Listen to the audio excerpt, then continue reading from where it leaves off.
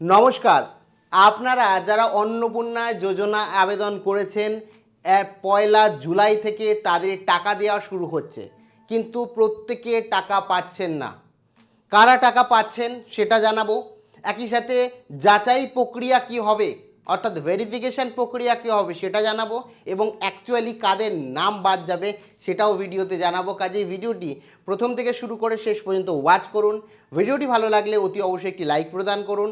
আমাদের পরিবারের সদস্য না হয়ে থাকলে সাবস্ক্রাইব বাটনে ক্লিক করে বেল আইকনে ক্লিক করে অল নোটিফিকেশনে ক্লিক করে আমাদের পরিবারের সদস্য হয়ে ওঠেন। আর এখানে আমাদের পরিবারের সদস্য না হয়ে থাকলে এই যে সাবস্ক্রাইব বাটন রয়েছে, সাবস্ক্রাইব বাটনে ক্লিক করে বেল আইকনে ক্লিক করে অল নোটিফিকেশনে ক্লিক করে রাখুন, যাতে সমস্ত তথ্য সবার প্রথমে আপনারা পেয়ে যেতে পারেন।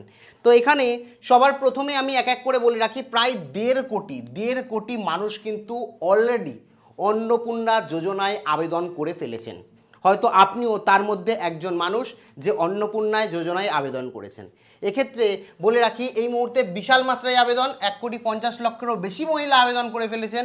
প্রত্যাশিতভাবে প্রতি মাসে আর্থিকভাবে 3,000 টাকা প্রত্যেকটি মহিলা পাওয়ার প্রত্যাশায় রয়েছেন, কিন্তু এই এতজন যারা আবেদন করেছেন প্রত্যেকে পাচ্ছেন না, প্রচুর মানুষের নাম বাদ যাচ্ছে।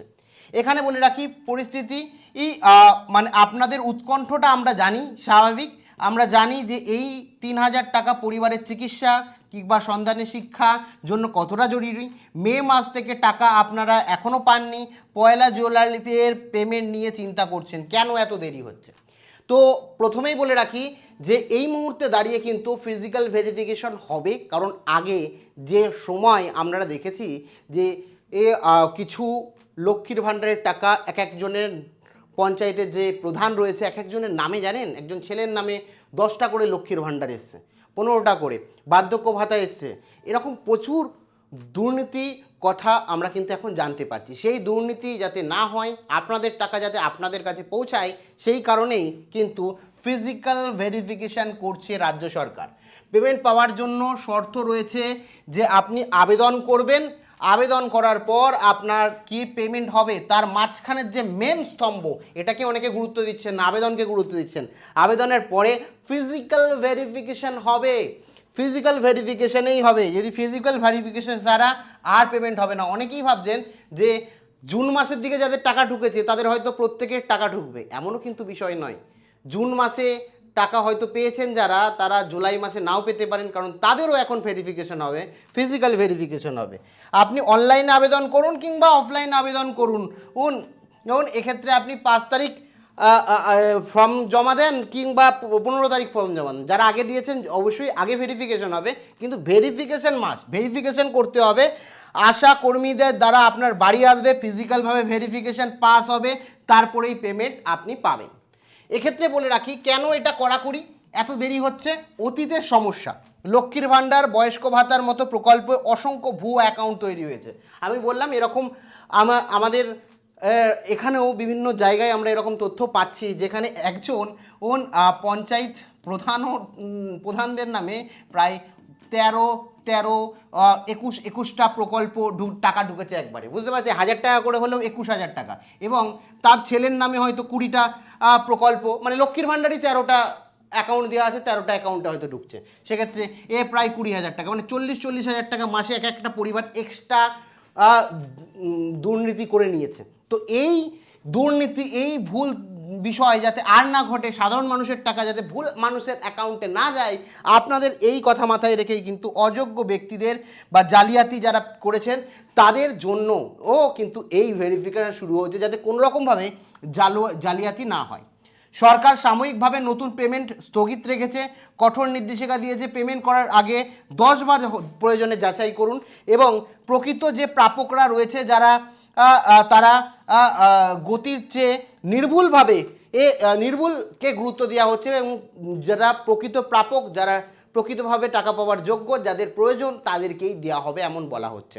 মানে বুঝতেই পাচ্ছেন, লক্ষ্মীর ভাণ্ডার প্রত্যেকে পেলেও এদিকে কিন্তু যারা দুর্নীতি করেছে তাদের তো দুর্নীতি করার কোনো রাস্তা নেই, সেদিকেও সরকার নজর দিচ্ছে, এবং যারা অ্যাকচুয়াল যোগ্য তাদেরই দেওয়া হচ্ছে, অনেককে বাদও দেওয়া হবে। এবার একে একে বলবো আমি কাদের বাদ দেওয়া হবে। আপনার বাড়িতে গিয়ে ভেরিফিকেশন হবে 4টে ধাপে। আপনি ডেটা এন্ট্রি এবং চেকিং করবে, ঠিক আছে, সেটা বিডিও, মিউনিসিপ্যালিটি কিংবা আপনার রেশন কার্ড, ভোটার কার্ড প্রাথমিকভাবে মেলানো হবে। ওয়ার্ড ভিত্তিক আপনাকে কল করতে পারে, যে এখানের ওয়ার্ড অনুযায়ী আশাকর্মী কল করতে পারে আপনার বাড়িতে আসার আগে আপনাকে ফোন করতে পারে, জানাতে পারে যে সমস্ত তথ্য রেডি রাখুন, বা পঞ্চায়েত বা মিউনিসিপ্যালিটি এসে আপনি তথ্যগুলো একবার অরিজিনাল নিয়ে আসুন, আমরা চেক করব। বাড়ি বাড়ি গিয়ে ভেরিফিকেশন করে অনেক সময় সশরীরে খতিয়ে দেখে যে সমস্তটা ঠিকঠাক আছে কিনা, এবং ভেরিফিকেশনের অনেক ক্ষেত্রে কিন্তু রিসিভে প্রদান করা হচ্ছে, একটা রিসিভও দেওয়া হচ্ছে অনেক জায়গায়। দেখো, এই ভেরিফিকেশন নিয়ে কিন্তু প্রপার কোনো গাইডলাইন নেই, ইন্টারনাল কোনো মানে নির্দেশিকা থাকতে পারে, পাবলিকলি কোনো গাইডলাইন নেই। সেই কারণে যে ঘটনাগুলো ঘটছে বিভিন্ন জায়গায় সেই অনুযায়ী আপনাদের বললাম। এবং কলও আসবে, কল এসে আপনাকে জিজ্ঞাসাও করবে যে আপনি অনলাইনে করেছেন না অফলাইনে করবেন। অনেকে অনলাইন অফলাইন করেছেন, কোনো সমস্যা নেই, সেখানে বলে দেবেন আপনি অমুক তারিখে অনলাইনে করেছিলাম, অমুক তারিখে অফলাইনে করেছি, দুটোই বলে দেবেন যারা করেছেন। এবার হচ্ছে কারা টাকা পাবেন, অকারণে তথ্য গোপন করবেন না। প্রথমেই বলে রাখি, বাতিলের আসল কারণ কি, পরিবারের কেউ যদি আয়কর প্রদান করে এবং সরকারি চাকরি করে থাকলে, পরিবারের 4 চাকা যদি থাকে, তাহলে কি আপনি পাবেন না? শর্ত অনুযায়ী আপনার বাড়িতে কেউ সরকারি চাকরি করুক কিংবা না করুক, কেউ আয়কর দিক কিংবা না দিক, সেক্ষেত্রে আপনার কোনো সমস্যা নেই। বাড়িতে 4 চাকা থাকুক কিংবা না থাকুক, কোনো সমস্যা নেই। আপনার নামে আপনি যদি সরকারি চাকরি করেন তাহলে আপনি পাবেন না, আপনি যদি আয়কর দেন তাহলে আপনি পাবেন না। মানে যে অন্নপূর্ণা ভাণ্ডারের জন্য আবেদন করেছে সে যদি করে, একই সাথে আপনার নামে যদি 15 কি 5 থেকে 10 কাঠা জমি থাকে, তাহলে আপনার বাতিল হতে পারে, যে একটা সম্পত্তির বড় অংশ পরিমাণ রয়েছে, 5-10 কাঠা আপনার জমি রয়েছে।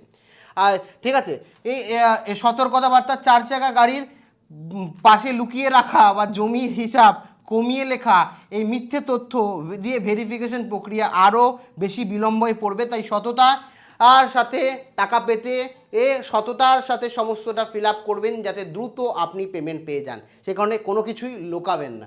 যাদের সম্পত্তি রয়েছে, যাদের আর্থিক অবস্থা খুব ভালো, তাদেরকে মেবি একটা ভেরিফিকেশনের মাধ্যমে তাদের নাও দিতে পারে, এবং সেটা পাবলিকলি এখনও অ্যাভেলেবেল নেই।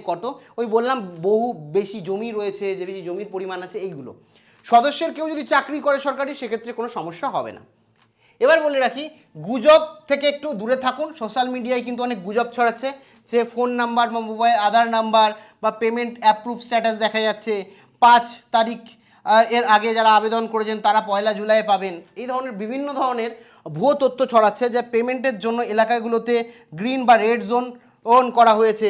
ঠিক আছে, এই সমস্ত বিভিন্ন তথ্য রয়েছে, সেগুলো কিন্তু একেবারেই ঠিক না, ভুল তথ্য। সেই গুজব তথ্য থেকে কিন্তু দূরে থাকুন।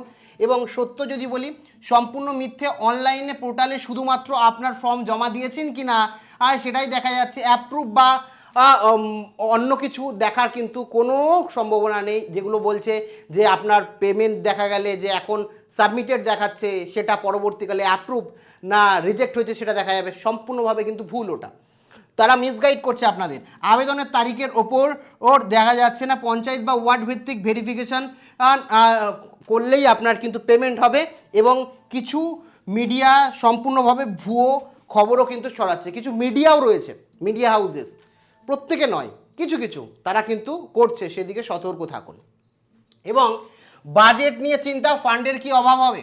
দেখো, অলরেডি 36 কোটি টাকা কিন্তু দেওয়া হয়েছে, কেবলমাত্র একটি প্রাথমিক অনুমোদন বাজেট। ডবল ইঞ্জিন সরকারের সুবিধা, কেন্দ্র এবং রাজ্যে একই সরকার থাকায় 0 ইন্টারেস্টে লোন পাওয়া যাবে এবং বিশেষ প্যাকেজ পাওয়ার অন্তত সুযোগ হবে। ঠিক আছে, এবং অতীতে স্কলারশিপের বাজেট 8,000 টাকার পরিবর্তে 8,075 কোটি টাকার সম্ভাবনা কিন্তু রয়েছে। তেমনি লক্ষ্মীর মানে অন্নপূর্ণা ভাণ্ডারের প্রকল্প কিন্তু অনুদান কিছু হলেও বাড়াতে পারে, যদি প্রাপকের যে সংখ্যা, প্রাপ্ত প্রাপকের সংখ্যা সেই অনুযায়ী যদি এই টাকাটা না হয়। অলরেডি এখন যে বাজেট অনুযায়ী সেটা 36,000 কোটি টাকা। ঠিক আছে, ভেরিফিকেশন সম্পূর্ণ হলে যদি অর্থের অভাব না হয় তাহলে এটাই থাকবে। যদি অর্থের অভাব হয় তাহলে যোগ্য প্রাপক বাদ পড়বেন না, এমনই জানানো হয়েছে। যে যদি দেখা যায় যে আরও ফান্ড প্রয়োজন হচ্ছে, প্রাপক রয়েছে যোগ্য, তাহলে সেটাও বিবেচনা করে দেখা হবে যে বাজেটে এটা বাড়ানো যায় কিনা। তো এটা মাথায় রাখবেন, কেউ যোগ্য হলে বাদ পড়বেন না, এমনই এখনও পর্যন্ত সরকার জানাচ্ছেন। মানে সরকার যেটা জানাচ্ছেন সেটাই আপনাদের জানানো কর্তব্য। তো এখানে আবেদনকারী হিসাবে আপনার কি করণীয়? প্রথম হচ্ছে আপনাকে এখন অপেক্ষা করতে হবে 1 জুলাইয়ে টাকা আসে কিনা। যদি আপনার অচেনা নাম্বার থেকে ফোন আসে, আশাকর্মী কল করে, তাহলে ভেরিফিকেশান উপস্থিত থাকুন, ভেরিফিকেশান করুন এবং সেখানে সশরীরে ভেরিফিকেশনের রিসিপ্ট নিন। সেই রিসিপ্টে আপনি অ্যাপ্রুভ হয়েছে কিনা সেটাও কিন্তু আপনি জেনে নিতে পারবেন তাদের কে জিজ্ঞাসা করলে। অনেক অংশে বলে দেয়, অনেক অংশে বলে ওয়েট করুন আপনাদের। ঠিক আছে, এই সমস্ত জিনিস দেখে নিন। আর একটা জিনিস মনে রাখবেন, যাদের বয়স 25 বছরের কম তারা কিন্তু এখান থেকে একটু দূরেই থাকেন, তারা কিন্তু এটা পারছেন না এবং তাড়াহুড়া করে সঠিক যোগ্য মানুষের হাতে সরকারি অনুদান না দেওয়ার কথাই বলেছেন। সুনির্দিষ্ট করে ফিজিক্যাল ভেরিফিকেশন করে যোগ্য প্রাপকদের হাতেই টাকা তুলে দেওয়ার কথা ভেবেছেন সরকার এবং সেই কারণেই একটু দেরি হচ্ছে। এবং 1 জুলাই থেকে আপনাদের কিন্তু টাকা ঢুকতে শুরু করবে। তো পুরোটাই বললাম। এই মুহূর্তে সমস্ত তথ্য নিয়ে এখনও যদি কোনো জিজ্ঞাসাবাদ থাকে অবশ্যই কমেন্ট সেকশানে কমেন্ট করে জানাতে ভুলেন না। Thank you.